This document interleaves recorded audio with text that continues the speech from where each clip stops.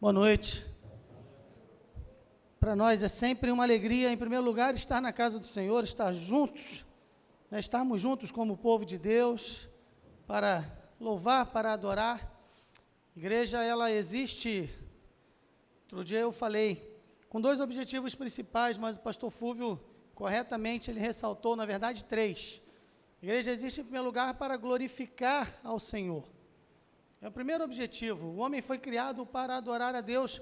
Gosto sempre de citar Agostinho, quando ele diz que, ó Deus, tu nos criaste para ti, e nossos corações jamais encontrarão descanso, enquanto não descansarem em ti mesmo. O homem foi feito para...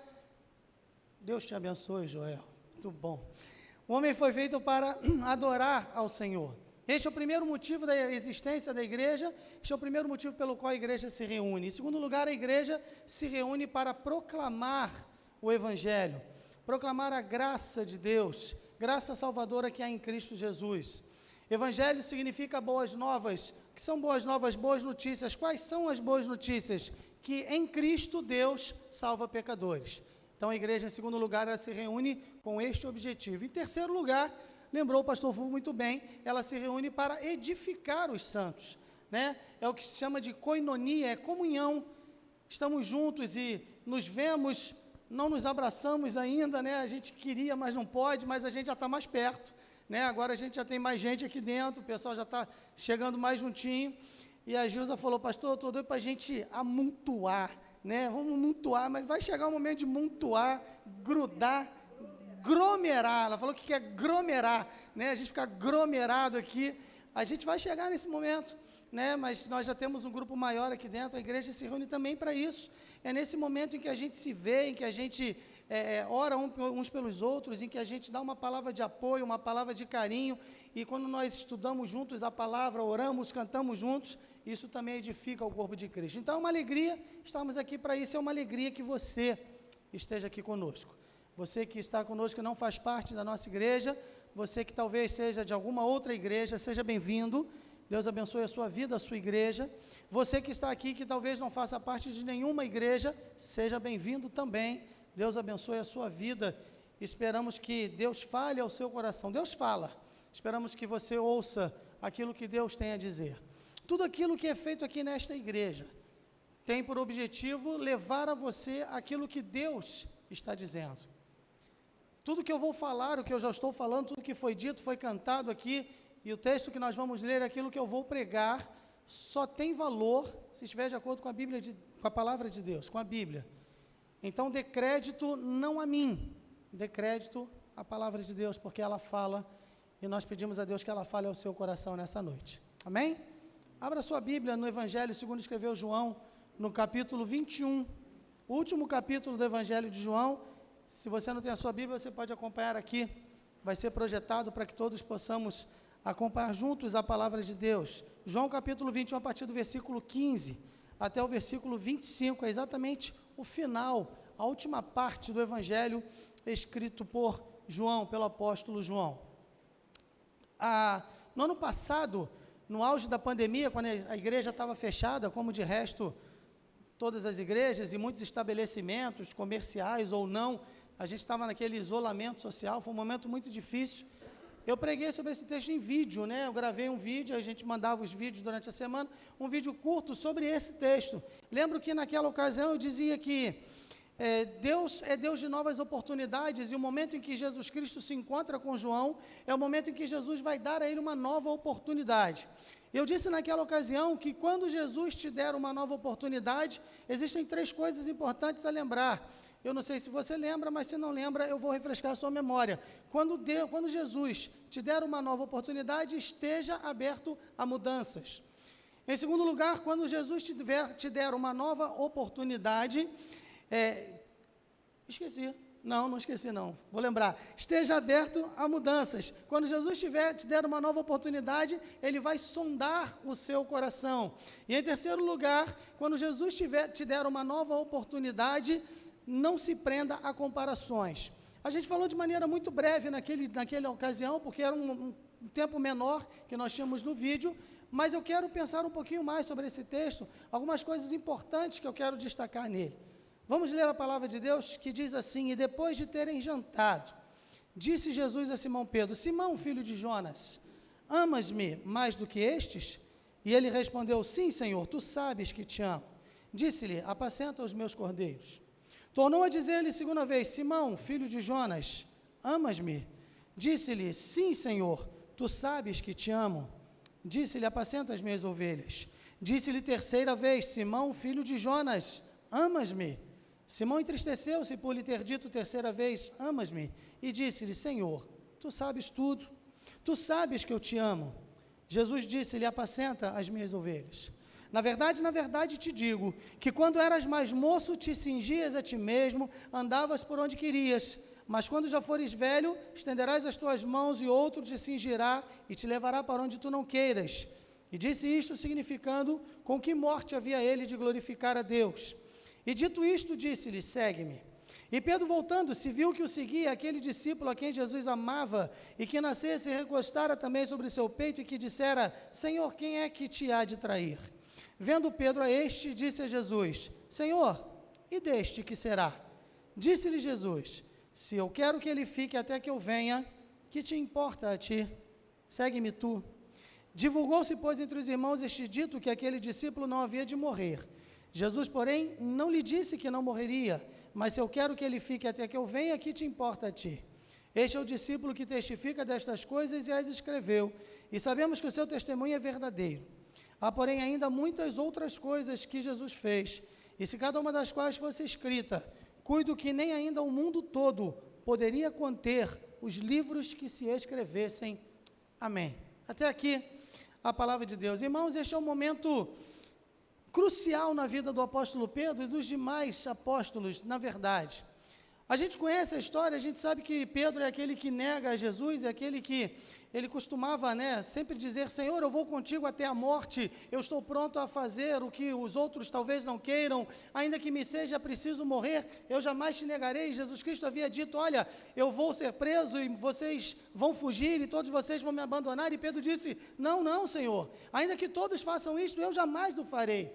E Jesus diz: olha, Pedro, você vai me negar, antes que o galo cante, você vai me negar 3 vezes. E Pedro disse que não, e na verdade, a gente sempre lembra de Pedro dizendo que não, mas o texto diz que os discípulos também disseram a mesma coisa, ou seja, eles concordam com Pedro dizendo: não, nós vamos ficar contigo até o momento final. Mas quando Jesus é preso lá no Getsêmani, a Bíblia diz que todos fugiram. E eles fugiram, então Pedro também foge com eles, e Jesus é levado lá para o Sinédrio, ele está sendo julgado, uma fraude de julgamento, sob quaisquer ótica, sob quaisquer aspectos legais. O julgamento de Jesus foi uma fraude, ele ocorre de noite, ele ocorre sem advogado, ele ocorre com uma série de erros, mas esse não é o objetivo da nossa meditação nessa noite. Fato é que Pedro está lá e alguém pergunta: você não estava com Jesus? E Pedro diz: não, eu não estava, eu não conheço este homem. E depois uma empregada diz assim: você estava lá, eu vi você. Não, não, eu não estava. E uma terceira vez alguém diz: você também está, porque a tua fala te denuncia, você é galileu também, o teu sotaque faz com que a gente perceba que você pertence a este grupo. Não, não, eu não tenho nada com esse homem, eu não conheço, eu nunca o vi. Ele jura e o galo canta, e os irmãos conhecem a história, mesmo aqueles que não fazem parte de igreja nenhuma, conhecem a história de Pedro negando a Jesus. Interessante que quando Lucas conta essa história, ele diz uma coisa interessante, ele diz que Jesus, onde estava, na sala onde ele estava sendo julgado, ele olha pela janela, para o Pedro que está do lado de fora, e os seus olhares se cruzam. E eu sempre gosto de pensar e lembrar e dizer que aquele olhar de Jesus, com certeza, doeu demais na alma de Pedro. Porque Jesus havia dito que ele faria o que fez, ele disse: não, eu não farei. E aí, no momento em que ele faz, Jesus olha para ele, então a sua consciência o esmaga de uma forma tremenda. A Bíblia diz que ele sai e chora amargamente. Depois Jesus Cristo ressuscita, e quando Jesus Cristo ressuscita, as mulheres vão ao túmulo encontrar, e o anjo fala com elas: olha, ele não está mais aqui. Mas Marcos, ele vai registrar uma coisa interessante, porque ele diz, ele mostra os anjos falando: olha, digam aos discípulos de Jesus e a Pedro que ele ressuscitou. Por que a Pedro? Porque Pedro não se achava mais em condições de ser chamado discípulo. A sua consciência agora não permitia mais que ele se considerasse como tal. Ele que contara tanta vantagem, ele que dissera tantas vezes que ia fazer e que ia acontecer, ele que naquele momento no Getsemane, numa bravata insensata, ele puxa a espada, corta a orelha de um soldado romano, e Jesus Cristo vai e coloca a orelha daquele soldado no lugar e diz, não, Pedro, não faça isso. Na hora H, quando ele tinha que mostrar quem ele era, ele foge, ele nega, e ele agora não se acha mais em condições. Então é interessante que Marcos registra isso, olha, digam aos discípulos e a Pedro também. E agora Pedro, depois de que Jesus Cristo já ressuscitou, e eles ainda não sabem, eles estão entristecidos, Pedro ele apesar de ter falhado, apesar de ter negado, apesar de ter fugido, apesar de se sentir miserável, ele é um líder natural. Pedro ele tem o dom da liderança. Líderes, alguns vão dizer que líderes se fazem, outros dizem que líderes nascem feitos. Eu penso mais que nascem feitos. Eles podem desenvolver o seu potencial, mas aqueles que têm o potencial de liderança, este potencial se manifesta de forma natural. E Pedro levanta e diz, vou pescar. E ele vai pescar e os discípulos dizem, nós vamos também. Eles são pescadores profissionais, eles conhecem o lugar onde eles pescam, eles estão acostumados com isso, mas eles passam a noite toda ali e não pescaram nada. E aí Jesus Cristo aparece, de manhãzinha na praia e fala, vocês pescaram alguma coisa? Não. Jesus manda lançar a rede, eles lançam, vem muitos peixes, então eles percebem que é Jesus. Ah, que momento tremendo, que momento glorioso, que coisa fantástica. Eles vão então comer o peixe junto com Jesus, os seus corações estão alegres, e depois daquela refeição na beira do mar, peixe fresco, acabaram de assar o peixe, Jesus está ali, olha que coisa tremenda, eles que sofreram tanto, que viram Jesus Cristo sendo crucificado, sendo espancado, sofrendo terrivelmente, eles agora estão alegres novamente, o Senhor voltou, Ele está vivo, e eles comeram com Jesus. Aí naquele momento, depois da refeição, que dá aquela moleza, normal, que eu costumo chamar de depressão pós-prato, eu tenho problema de depressão pós-prato, acaba de comer, dá uma tristeza, uma vontade de ficar quietinho, num quarto escuro, não é isso? Ficar em silêncio, eles estão ali, a brisa matinal soprando, as ondas ali batendo, e Jesus vira para Pedro e pergunta, Pedro, na verdade ele não chama de Pedro, isso é o interessante no começo do texto, porque Pedro, na verdade, não é o nome dele é Simão, filho de Jonas. Algumas traduções, Simão, filho de João, porque é o mesmo nome, em português não é, mas Jonas e João são o mesmo nome em hebraico, e na verdade, ou Simão Bar Jonas, e ele não chama ele de Pedro. Pedro é o momento em que Pedro vai fazer aquela confissão, quando ele diz, tu és o Cristo, o Filho do Deus vivo, então Jesus Cristo passa a chamá-lo de Pedro, tu és Pedro, tu és a rocha.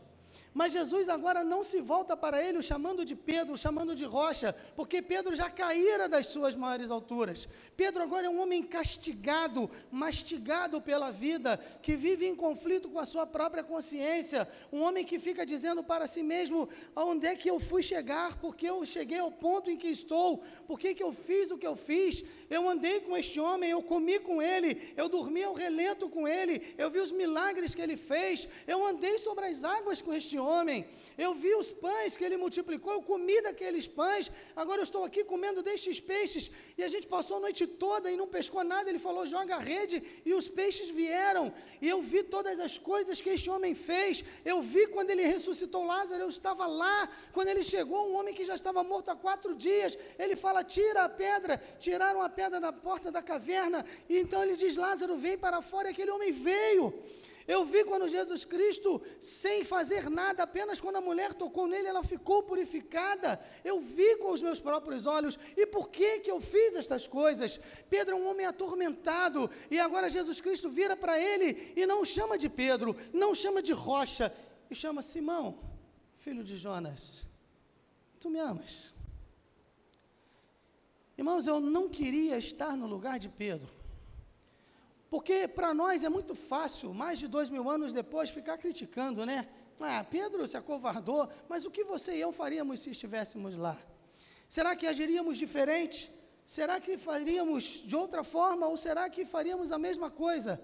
Fato é que independente, nós nunca saberemos, porque nós não estávamos lá, Mas fato é que independente de qualquer coisa, independente do que Pedro fez, independente do que você tem feito com a sua vida, eu não sei como tem sido a sua vida, o que você tem feito até aqui, quais têm sido as suas atitudes, que tipo de escolhas você fez na sua vida, eu não sei como está a sua consciência hoje, talvez você esteja como Pedro, se não exatamente nos mesmos moldes, mas talvez você seja alguém que fique se perguntando o que significa a minha vida, o que eu tenho feito com a minha existência, quais são os resultados, por que eu cheguei aonde eu estou, quais são os anseios do seu coração, o que tem afligido a sua alma, o que tem tirado o seu sono, independente de qualquer coisa. A primeira coisa que eu quero dizer para você é que nesse texto existe uma reintegração ao serviço.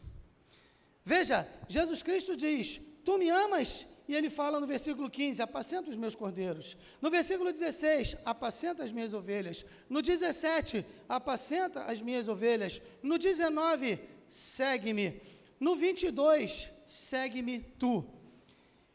Sabe, irmãos, o chamado de Cristo é o chamado da misericórdia. O profeta Jeremias já havia dito 600 anos antes de Cristo que as misericórdias do Senhor são a causa de não sermos consumidos, porque as suas misericórdias não têm fim, elas se renovam a cada manhã. Nessa noite eu quero dizer para você que já é crente, se você errou, se você falhou, se você fracassou, se você negou, se você tropeçou, quero dizer para você que não é crente, se você tem andado longe de Deus, se Deus nunca foi sua prioridade, se você nunca se preocupou com as coisas espirituais, se você nunca se perguntou o que vai acontecer com você depois da morte, se você tem vivido do jeito que você quer, não importa, eu quero dizer para você que o chamado de Jesus é o chamado da misericórdia. Ah, sim, e misericórdia não é estendida aos espertos, aos vencedores, aqueles que resolvem tudo. Misericórdia é oferecida àqueles que caíram, que tropeçaram, que fracassaram, que fugiram. A misericórdia é para aqueles que reconhecem que falharam. Sabe, independente do que Pedro fez, e veja, como eu citei aqui, Pedro ele estava com Jesus Cristo, aliás, Jesus tinha os seus seguidores, uma grande multidão que ia com ele tinha aquelas pessoas mais próximas, ele tinha o seu grupo de 12 apóstolos, e dentre os 12 ele tinha o chamado, a gente chama de círculo íntimo, que eram Pedro, Tiago e João, e veja, Pedro fazia parte disto, e ele estava sempre com Jesus, e ele participou de tudo que diz respeito ao ministério de Cristo, e ele diz, não, eu não conheço este homem, ele jura que não conhece, e ele sabia que era mentira, e agora ele está se sentindo miserável, fracassado, completamente derrotado, mas a misericórdia do Senhor é para aqueles que reconhecem que falharam. A primeira coisa que eu quero dizer e que esse texto fala ao meu coração, é que Jesus Cristo nos restaura para o serviço. Sabe, irmãos, às vezes a Bíblia diz que nós temos o inimigo das nossas almas, Satanás. Satanás é uma palavra que significa acusador, né? É o Ra-Sa-Tan, é o acusador, é o significado da palavra. E ele é aquele que nos acusa diante de Deus e acusa, fica falando nos nossos ouvidos, você é crente? Você é crente nada. Você é crente, Rani? Fala sério. E na segunda-feira passada, quando você fez aquilo, e na terça-feira, quando você pensou aquilo, e na quarta, quando você se omitiu, sabe, ele fica falando, e Lutero, o grande reformador do século XVI, ele conta que ele viveu uma vida errada durante muito tempo, e pelos seus próprios esforços, ele queria se purificar, e ele dizia, enquanto eu chorei, suei, lutei, sangrei, me derramei, nada aconteceu, mas quando eu entendi que é pela graça, que é pela misericórdia, que é pelo amor, que é pelo poder, que é pela capacidade restauradora que há no sangue de Jesus, eu me rendi, então eu fui salvo. E Lutero contava que certa ocasião, ele estava orando sozinho e Satanás como que aparece para ele e começa a dizer, você, Lutero, você quer reformar a igreja? Você quer ser alguém diferente? Quem é você? Lembra quando você fez isso? E Lutero dizia, sim, eu fiz. Lutero, você fez isso? Sim, eu fiz. E aquilo? Eu também fiz. E aquilo outro? Eu também fiz. E Satanás ia dizendo, e tinha uma lista enorme, e no final Lutero conta que isso é uma alegoria, ele diz que ele pega aquela lista da das mãos de Satanás, com uma lista enorme, com a multidão de pecados que Lutero havia cometido. No final ele escreve assim: o sangue de Jesus, seu Filho, nos purifica de todo pecado. A primeira coisa que eu quero dizer para você é que em Cristo há reintegração para o serviço. O Evangelho não é para os vencedores, porque aos olhos de Deus, nós não somos vencedores, porque somos pecadores, mas há aqueles que acham que são. O Evangelho é para aqueles que reconhecem que nada têm, que falharam, mas que seguram nas mãos do Senhor e dizem: só Tu és o meu Senhor. Mas há uma segunda coisa importante nesse texto, os versículos de 15 a 17, há um momento dramático aqui, porque depois de terem jantado, disse Jesus a Simão Pedro: Simão, filho de Jonas, amas-me mais do que estes? E ele respondeu: sim, Senhor, Tu sabes que te amo. Disse-lhe: apacenta os meus cordeiros. Tornou a dizer-lhe segunda vez: Simão, filho de Jonas, amas-me? Disse-lhe: sim, Senhor, Tu sabes que te amo. Disse-lhe: apacenta as minhas ovelhas. Disse-lhe terceira vez: Simão, filho de Jonas, amas-me? Simão entristeceu-se por lhe ter dito terceira vez: amas-me? E disse-lhe: Senhor, Tu sabes tudo, Tu sabes que eu te amo. Jesus disse-lhe: apacenta as minhas ovelhas. A segunda coisa que esse texto traz ao meu coração, eu quero compartilhar com você nesta noite, é que existe aqui uma chamada ao arrependimento. Por que eu estou falando isso? Porque Pedro, como a gente já tem visto, ele havia negado a Cristo. Mas Pedro era um homem que era um líder natural, ele tinha aquela palavra explosiva, ele era um homem que tomava a iniciativa, que não esperava por ninguém, ele via as coisas que precisavam ser feitas, ele ia e fazia. Isso é muito bom, mas isso é perigoso, porque às vezes isso traz arrogância ao coração do homem. E Jesus Cristo agora, quando ele fala com Pedro, nosso texto é em português, porque é a língua que nós falamos, mas o original foi escrito no grego, e há uma variação, um jogo de palavras aqui, porque quando Jesus Cristo pergunta lá no versículo 15, amas-me, a palavra que Jesus usa ali para amor é ágape, é um amor pleno, um amor de total dedicação, um amor sincero, um amor de entrega completa. E Pedro responde: sim, Senhor, Tu sabes que te amo, mas ele não usa a palavra ágape, ele usa a palavra filéu. Um autor antigo, eu não lembro o nome, disse que Jesus pergunta usando uma palavra que expressa 100% de amor. Pedro responde com uma palavra que significa 60% de afeição. O que Pedro está dizendo aqui é que agora ele reconhece que não é mais aquele homem que pensara antigamente ser. Não há mais ostentação em Pedro. Ele fala: Senhor, eu te amo, mas o meu amor não é o que deveria. A primeira coisa que nós precisamos entender é que nós precisamos nos arrepender de comparações orgulhosas. Veja, Jesus Cristo pergunta: Simão, filho de Jonas, amas-me mais do que estes? Você já se perguntou por que Jesus faz esta pergunta para Pedro? Porque Pedro dizia lá atrás: Senhor, ainda que todos te neguem, eu não. Então Pedro se colocava numa posição em que ele dizia: Senhor, Joel te ama, Gilza te ama, Daniel, Rani, talvez, mas eu te amo mais. É isso que Pedro sentia. Ainda que todos aqui te neguem, esses ímpios aqui, ó, do meu lado, esses pecadores aqui sentados, eu jamais vou fazer isso. Aí agora, depois de Pedro ter tropeçado nas suas próprias palavras, depois de Pedro ter tido que lidar com a sua real fraqueza e incapacidade espiritual, Jesus pergunta: você me ama mais do que esses? E Pedro agora não tem mais coragem de dizer que sim. Por isso ele não usa a palavra ágape, ele usa filéu. Senhor, eu te amo, mas Senhor, como o meu amor é fraco. Quando a gente pergunta para as pessoas se elas amam a Deus, quase todos dizem, né? A não ser aqueles que se declaram ateus. Não acredito em Deus e tal. Mas, via de regra, as pessoas, sim, eu amo aquele Deus. Mas elas teriam que usar, se falassem, se a nossa língua fosse o grego, elas teriam, se fossem honestas, que usar filéu. Eu gosto de Deus. Eu tenho simpatia por Deus. Eu acho até que Deus é bacana. Mas amar é dedicar-se, amar é colocar em primeiro lugar, amar é ter o objeto do amor como algo principal. Isso elas não poderiam dizer se fossem honestas. E Jesus Cristo diz a Pedro, diz a mim e diz a você: arrependa-se de comparações orgulhosas, você não é melhor do que ninguém.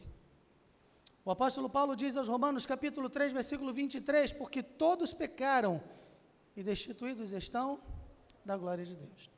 E no capítulo 6, no versículo 23 também ele diz, porque o salário do pecado é a morte. Ora, se todos pecaram, se o salário do pecado é a morte, então todos estamos condenados a morrer. Mas o apóstolo Paulo continua dizendo que o dom gratuito de Deus é a vida eterna por meio de Jesus Cristo, o nosso Senhor. Arrependa-se de comparações orgulhosas, porque você é tão pecador quanto aquele que está do seu lado. Nós gostamos de pensar, não, afinal de contas eu não sou tão ruim, é porque você não conhece meu chefe. Aquele homem é o diabo. Você não conhece meu vizinho, é o enviado do Satanás para atormentar a minha existência. Não é isso? Tem gente que fala isso. E a gente sempre acha que o outro é pior, mas talvez essa mesma pessoa esteja pensando, o André, aquele é o capeta, é o Satanás na minha vida. Sabe, somos todos pecadores, somos todos falhos, e diante de Deus não há um justo, nenhum sequer. Em segundo lugar, Pedro é chamado a um arrependimento da sua falta de constância. Veja agora no versículo 17, versículo 16, tornou a dizer-lhe segunda vez, Simão, filho de Jonas, amas-me? E Jesus mais uma vez usa a palavra ágape, e disse-lhe Simão, disse-lhe, sim Senhor, tu sabes que te amo, e mais uma vez Pedro usa filéu, e Jesus diz, apacenta as minhas ovelhas. Pedro aqui é chamado ao arrependimento da sua falta de constância, porque aquele Pedro que dissera que o seu amor era verdadeiro, era forte, era fiel, no momento de dificuldade ele fugiu. E aí Jesus Cristo, em certa ocasião, ele conta uma parábola, a parábola do semeador, e diz que uma semente caiu na beira do caminho, vieram as aves dos céus e a comeram, uma semente caiu no meio de espinhos, os espinhos a sufocaram, uma semente caiu entre as pedras e ela cresceu rápido, mas não tinha raiz, porque cresceu no meio das pedras, a terra ali não é apropriada, e ela não tinha raiz e secou-se, e Jesus Cristo compara essa semente àquelas pessoas que ouvem a palavra e dizem, sim, é isso mesmo, eu amo Jesus, eu vou seguir ao Senhor, eu agora sou um crente, aleluia, que coisa maravilhosa, eu vou andar com Jesus, mas quando vem as dificuldades, eles mostram que não tem raiz, e eles secam. Então Jesus está dizendo, Pedro, você já se arrependeu da sua inconstância, porque quando você disse que ia me seguir, você falou isso para todo mundo ouvir, você apregoava isso aos quatro ventos, mas na hora da dificuldade, na hora da verdade, você fugiu. Você está disposto agora a me seguir de verdade? Jesus Cristo está perguntando para Pedro, para você e para mim, você vai me seguir mesmo? O seu amor é de verdade? Ou é amor que vai desaparecer no meio das dificuldades? Nós precisamos nos arrepender de muitas vezes sermos iguais a Pedro, porque negamos a Jesus, se não com palavras, mas com atitudes, ou com a falta delas, com as nossas omissões. Mas Jesus Cristo continua no versículo 17, disse-lhe terceira vez, Simão, filho de Jonas, amas-me? Simão entristeceu-se por lhe ter dito terceira vez, amas-me? E disse-lhe, Senhor, tu sabes tudo, tu sabes que eu te amo. Jesus disse-lhe, apacenta as minhas ovelhas. Irmãos, este versículo é maravilhoso, porque na terceira vez, no versículo 17, por favor, disse-lhe terceira vez, Simão, filho de Jonas, amas-me? Jesus não usa mais a palavra ágape, Jesus agora desce ao mesmo nível de Pedro, e ele pergunta, Simão, filho de Jonas, você me ama? Filéu, e Pedro se entristece e diz, sim, Senhor, filéu, eu não posso mentir para ti, tu sabes quem eu sou, o Senhor conhece o meu coração, o Senhor conhece as minhas incoerências, as minhas inconsistências, o Senhor conhece as minhas falhas, o Senhor sabe quantas vezes eu tento mostrar que sou aquilo que não sou de verdade. Senhor, é isso que eu tenho para te oferecer. Meu querido, Jesus está perguntando, Simão, filéu, você tem pelo menos isso para me oferecer? Simão se entristece consigo mesmo e diz, sim, Senhor, eu só tenho isso. Naquele momento, Pedro se abandona completamente aos pés de Cristo e é recebido de volta. O lindo nesse texto é que quando nós reconhecemos que não somos capazes, é o Senhor quem nos capacita. Amém? É isso. É isso. Pedro está sendo chamado para se arrepender da sua falta de amor. Então, nessa noite, Pedro chama você, chama a mim, chama a todos nós a nos colocarmos diante do Senhor e dizermos: Senhor, Tu sabes que eu te amo, mas o meu amor é tão fraco, Senhor. Coloca em mim amor. Há uma música antiga que dizia: quero amar, Senhor, quero amar, Senhor. Põe o amor de Cristo em meu ser. Sabe, Senhor, amor é dom de Deus. O amor vem de Ti, Senhor, então coloca este amor em mim, porque o amor que eu tenho é muito fraco, o meu amor é tão inconstante, o meu amor deixa tanto a desejar, o meu amor é tão incompleto, e ele muitas vezes se mostra um amor medíocre, pequeno, ridículo até. Mas o que eu tenho é só isso, mas tudo que eu tenho, eu te dou. Jesus Cristo não veio buscar super-homens, super-mulheres, super-crentes, super-fiéis. Jesus Cristo veio buscar pecadores. Ele chega a dizer que o médico, aquele que está saudável, não precisa de médico. O médico é para quem está doente, não é? Na verdade, é uma briga eterna, porque os médicos sempre dizem: olha, você tem que fazer exames preventivos, né? Mas a gente geralmente, quase todos nós, a gente só procura o médico quando está doente. São poucos aqueles, e palmas para vocês que fazem isso, né? São poucos aqueles que vão regularmente ao médico, fazer exame para ver se está tudo bem. Quando o negócio já está ruim, a gente corre. Mas é verdade, quem precisa de médico são os doentes. Então Jesus Cristo está dizendo: olha, se você acha que é são, se você acha que é fiel, se você acha que a sua vida está bem diante de Deus, se você acha que não tem pecados, se você acha que está tudo certo com você e que se você partir deste mundo hoje, você vai se encontrar com Deus e vai estar tudo bem com você, então você não precisa de mim. É isso que Jesus está dizendo. Mas se você reconhece que você é culpado diante do Senhor, que você é culpado das suas atitudes, dos seus desejos, dos seus impulsos, dos seus pensamentos, e que mesmo que ninguém saiba, você sabe quem você é. Você sabe o que você faz, o que você deseja fazer, quando ninguém está olhando. Se você reconhece que é pecador, se você reconhece que é culpado diante de Deus, então é para você que eu vim. Apacenta as minhas ovelhas, vem me seguir, vem me servir, porque eu te aceito, mesmo com um amor pequeno, porque eu vou transformar a sua vida. Mas o texto continua e eu não posso demorar demais. Há uma terceira coisa importante aqui.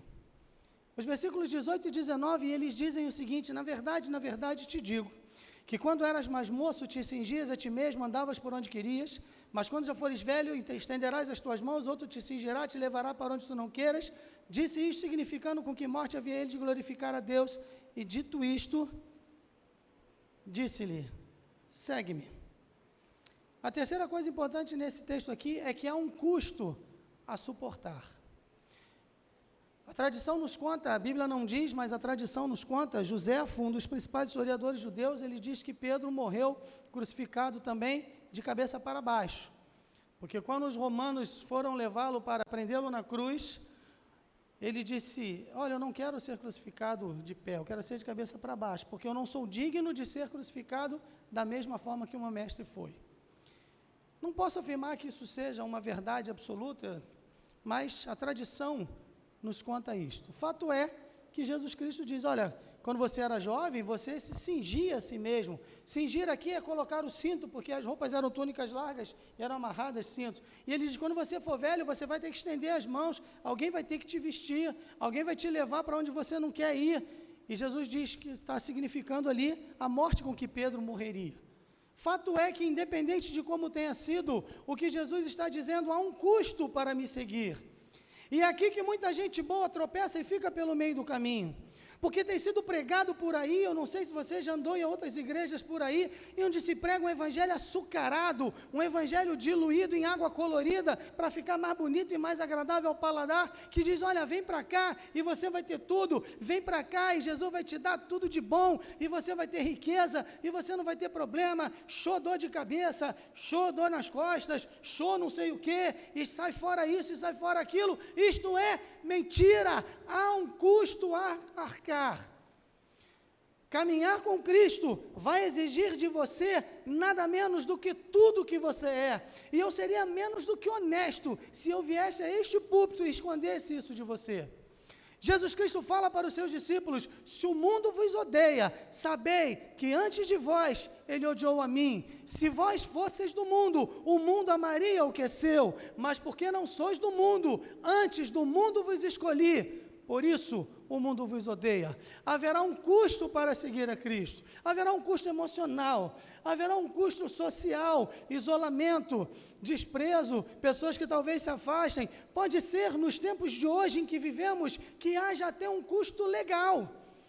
Porque hoje em dia, se você fala coisas que a Bíblia diz, se você fala que homossexualismo é pecado, você pode ser processado. Se você fala que o homem tem que casar com mulher e mulher com homem, e que menino é menino e que menina é menina, você pode ser processado. Talvez haja até um custo legal, mas Jesus Cristo está dizendo, segue-me, porque você não estará sozinho. O que movimentou o mundo da época, logo após a volta de Jesus Cristo para os céus, o que fez com que aqueles apóstolos, aqueles homens incultos, iletrados, homens que não eram importantes, homens que não tinham riqueza, homens que não tinham saber, homens que não tinham diploma das melhores escolas rabínicas, homens que não eram ninguém, o que fez com que estes homens incendiassem o Império Romano, avançassem, conquistassem fortalezas, ganhassem almas, glorificassem o nome de Cristo e dessem as suas vidas por Jesus, foi a certeza de que não importa o preço a ser pago, eles jamais estariam sozinhos, porque Jesus está com eles. Há um custo a suportar. Existe um homem chamado William Borden. William Borden foi um jovem que morreu aos 25 anos. William Borden já nasceu milionário, seu pai era dono de minas de prata, se não me engano era no Colorado, nos Estados Unidos, não importa, um homem riquíssimo. Quando ele terminou o ensino médio, ele tinha 16 anos, ele foi mandado e ganhou de presente do seu pai uma viagem ao redor do mundo. Ele ficou um ano viajando aí ao redor do mundo, muito dinheiro. E aos 22 anos, ele já era milionário, porque ele, além de ter a riqueza do seu pai, ele herdou o talento do seu pai para negócios, mas ele era um crente verdadeiro, ele vai estudar em Yale. E lá ele cria um grupo de evangelismo, e ao final, quando ele chega lá, ele diz que aquela região em torno da universidade era um antro de perdição, com bordéis, com casas de jogatina, com lugares terríveis, e pessoas se prostituindo, e pessoas bêbadas, e pessoas morando na rua, e a situação era terrível. Ele sente o seu coração se afligir, e ele diz, eu preciso fazer algo, e começa um grupo de oração, e quando ele chega no último ano da sua universidade, dos 1.300 alunos que existiam em Yale naquela época, mais de 1.000 frequentavam as suas reuniões de oração. E ele agora então, porque ele é muito rico, mas ele é um homem humilde, ele não tem apego ao dinheiro. Existia um prédio lá alugado, onde eles atendiam pessoas, moradores de rua, prostitutas, drogados, bêbados, viciados dos mais diversos tipos, e ele vai e compra o prédio inteiro. Ele compra o prédio inteiro, ele reforma aquele prédio, faz ali uma casa de passagem, uma casa de transição, onde as pessoas eram atendidas, eram curadas, e depois eram enviadas de volta para a sociedade. E este homem vai gastando o seu dinheiro, ele vai investindo tudo, mas existia no seu coração um desejo grande de ir para a China. Porque na sua viagem pelo mundo ele passa pela China, ele encontra lá um grupo de muçulmanos chineses lá no interior da China. Eu fico imaginando, irmãos, em 1912, o interior da China hoje já é um lugar dificílimo. Em 1912 é um lugar sem recurso nenhum. E aquele homem diz, eu quero ir para a China porque eu fui chamado. E ele escreve na sua Bíblia 2 palavras, ele diz, sem reservas. E então ele começa a se preparar para ir para a China. E ele começa a ofertar cada vez mais. Ele começa então a abrir mão de uma série de coisas. Ele recebe muitas propostas de grandes empresas, porque além de tudo ele era inteligentíssimo, ele se destaca nos estudos. Ele aos 22 anos já tinha um mestrado. Aquele homem começa a estudar árabe, ele já está quase dominando fluentemente a língua árabe, e ele começa a deixar de lado todas essas ofertas, porque ele quer ir para a China. Então ele escreve na sua Bíblia, sem retorno. E ele viaja então para a China, finalmente. E quando ele vai, ele resolve parar no Cairo para ficar ali no Egito, para ficar alguns meses estudando mais o árabe para aperfeiçoar, porque ele vai falar para um grupo de chineses muçulmanos que falam árabe. E ele fica lá, e 3 meses depois que ele estava lá, ele contrai meningite. E ele vem a morrer. Ele sofre terrivelmente, e com 25 anos ele morre. Mas antes de morrer, quando ele estava já na fase terminal da sua doença, ele escreve na sua Bíblia, sem arrependimentos. Se você for ao Cairo hoje, existe lá um cemitério americano, onde americanos que morrem no Egito são enterrados. E existe lá um túmulo deste homem chamado William Borden. E, na verdade, está escrito na placa lá no seu túmulo, estão escritas poucas palavras.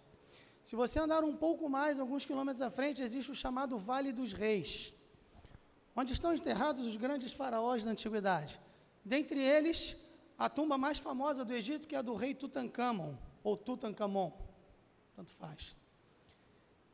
A fortuna que foi descoberta, enterrada naquele sepulcro daquele rei, o chamado Rei Menino, que morreu e foi enterrado com cerca de 17, 18 anos, a fortuna dele hoje monta a cerca de 100 a 200 milhões de dólares. Está lá. Existe uma placa enorme falando um monte de coisa daquele homem. Poucos quilômetros após, tem o túmulo de William Borden. Mas quando William Borden morreu, ele deixou a sua fortuna pessoal toda para o trabalho missionário na China.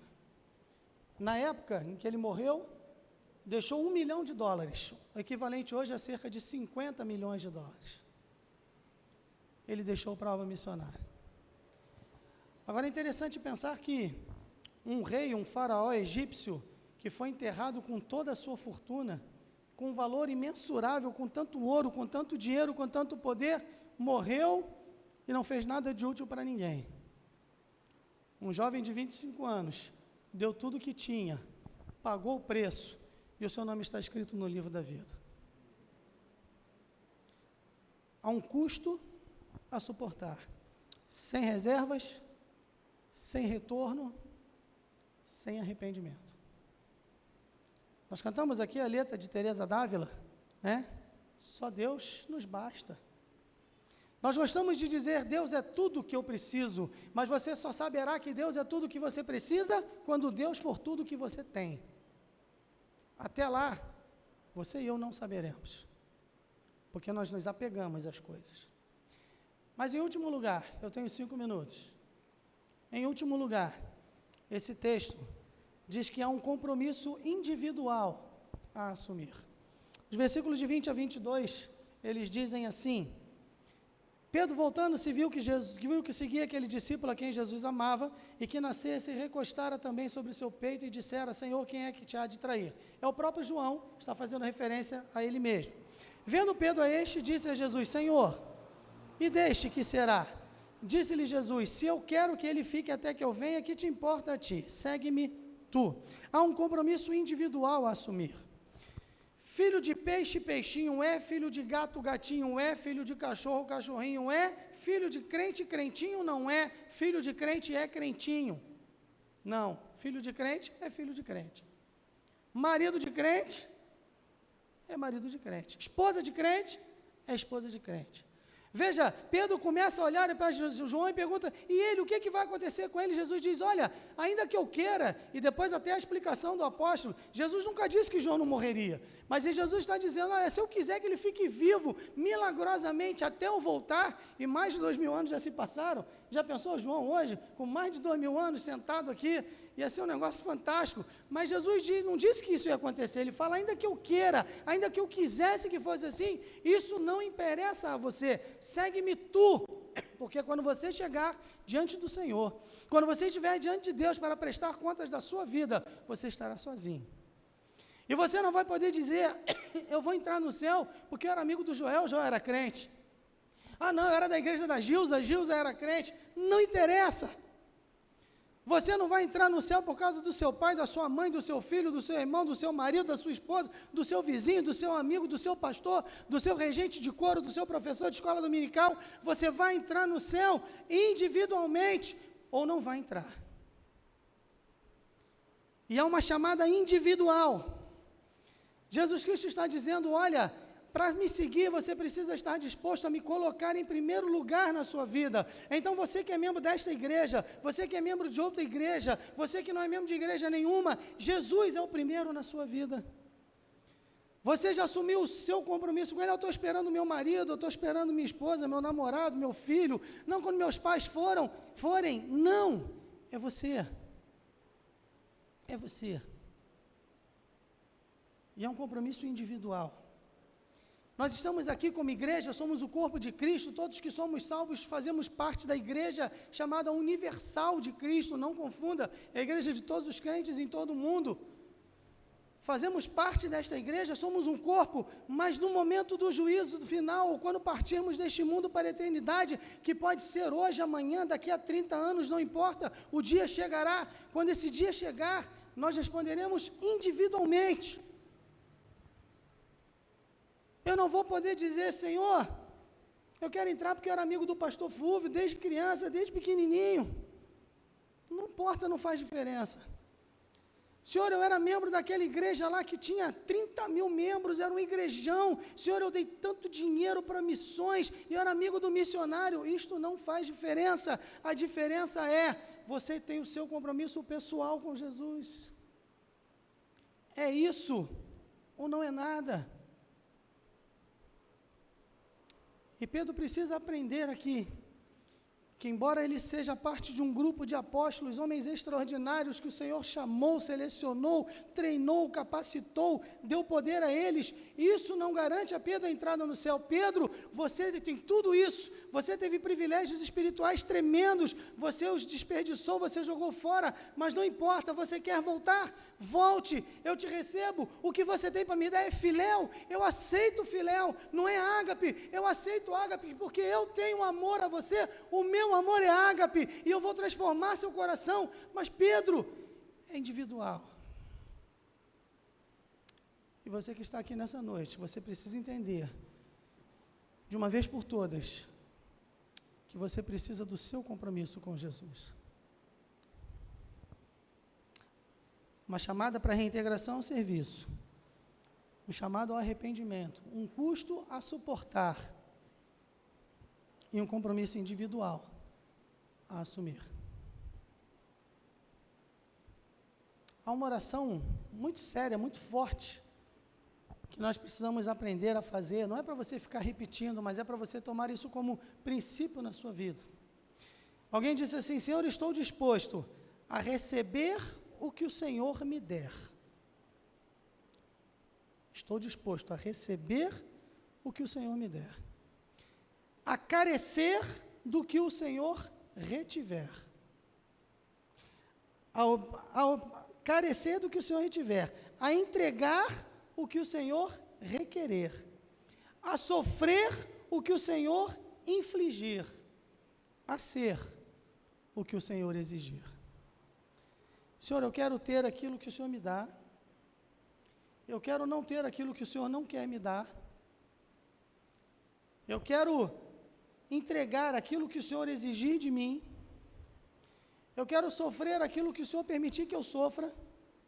E eu quero ser aquilo que o Senhor exige que eu seja. Você tem coragem de fazer esta oração? De todo o coração, de toda a alma, com sinceridade? Se você tem, você é um crente. Se você não tem, eu quero dizer a você que é o momento de você se render a Jesus. Que é o momento de você correr para os braços do Senhor Jesus. E fazer também uma outra oração que nós vamos cantar neste momento. Em nome do Senhor Jesus, quero me entregar para sempre ao meu reino. É uma oração de entrega. Eu sei que tentações virão, mas Cristo já venceu, morrendo em meu lugar. E agora, por todo o meu caminho, não vou ficar sozinho, confio no Senhor. Entrego a Ele o meu futuro, pois sei que estou seguro nas promessas do meu Deus. Faça deste cântico a sua oração de entrega a Jesus, dizendo a Ele em seu coração: Senhor, Tu me conheces, Tu sabes das minhas fraquezas, Tu sabes das minhas limitações, dos meus pecados, das minhas culpas. E, Senhor, eu reconheço a minha culpa diante de Ti. Eu sei que eu sou pecador, mas eu me arrependo. E eu quero me entregar para sempre ao Senhor. Faça isso em nome de Jesus. Receba a salvação que Cristo oferece a todos quantos creiam nele. Lembre-se, a salvação não é para os mais espertos, para os sábios, para os vitoriosos. A salvação é para os miseráveis, os pecadores, como eu, como tantos aqui que já reconheceram que estão em dívida impagável com Deus, mas que encontraram redenção, remissão nos braços de Jesus. Que o Senhor te abençoe e fale ao teu coração.